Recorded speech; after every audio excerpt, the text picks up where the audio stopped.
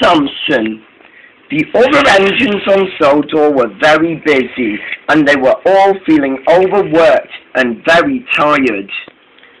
And some also felt like that now was the time that they needed a new engine to help with the heavy traffic on the Northwestern Railway while they continue with the work that must be done.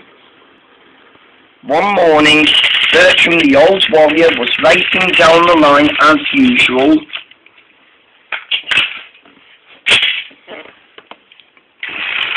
And on the way, he met Duke. And Duke had something to say importantly to Bertram. "The Fat Controller is thinking of getting a new engine," he said. "I've heard his name is Samson, and he had been up for sale for quite a while, and now the Fat Controller's been saying, let's get a new engine." "I've heard," said Bertram, and he said, "Let's not leave the whole hard work out to all of us while he's not there, if you know what I mean," said Bertram happily, and the two old engines set off happily and chatting to each other. "But there's also one thing," continued Duke. "I hope this new engine named Samson isn't that bad. The Fat Controller told me he would help with the heavy traffic on our line."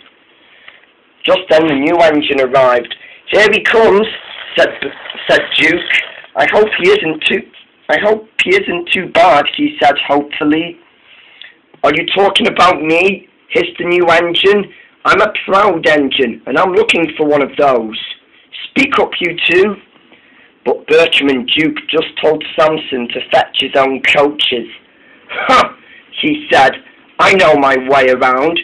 I don't need stupid old engines to tell me what to do." Duke and Bertram felt hurt. Moments later, Samson banged the coaches around the yard. He was in a bad mood, and when he was crippled, he set off immediately to the big station. Just then he arrived where Connor was waiting. "You're late," snapped Connor. "It's those stupid old engines," said Samson.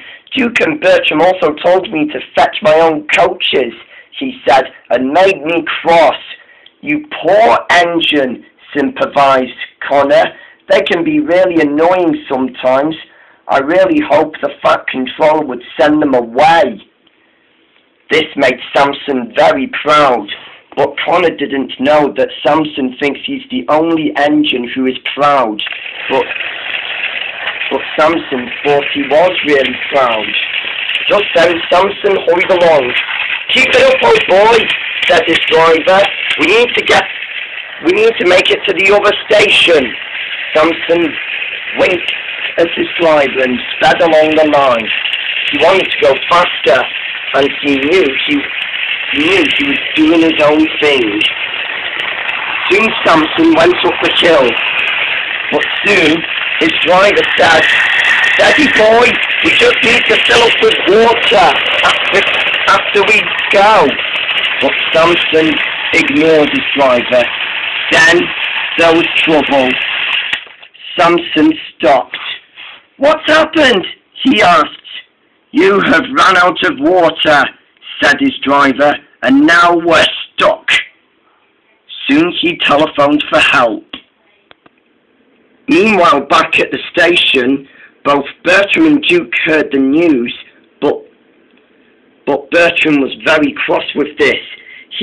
We tried to warn him, but he called us stupid old engines," he said. With that, he refused to help Samson. "I'm ashamed of you, Bertram," said Duke. "Think of the passengers for once," he said. "Oh wait, I forgot," said Bertram, and with that, both Duke and Bertram set off to find Samson. As they arrived at the bottom of the hill, they found the coaches and the stranded passengers. Just then Duke's driver asked the situation. "What's happened here?" he asked Samson's driver. Stupid Samson refused to fill up on water because he was too impatient, and now he's stuck, he said. "Don't worry," said his driver. "There are only 2 engines available. They can do that. Can you 2 do that for us?" Duke's driver asked.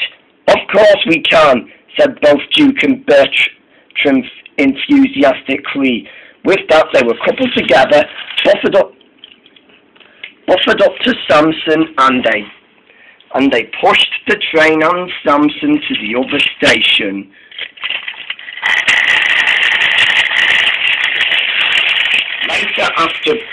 Later, after delivering the passengers to the other station and filling up with water, Samson puffed in to apologize to Duke and Bertram. "I'm sorry I was rude to you 2, he said. "You 2 really saved me. I must thank you both." "That's all right," replied Duke. "Let's be friends from now on," said Bertram happily. "And next time, please don't forget to fill up on water." But whenever Samson heard it, he laughed, especially Duke and Bertram. The 3 were now good friends, and in that day on, Samson became the most proudest engine ever.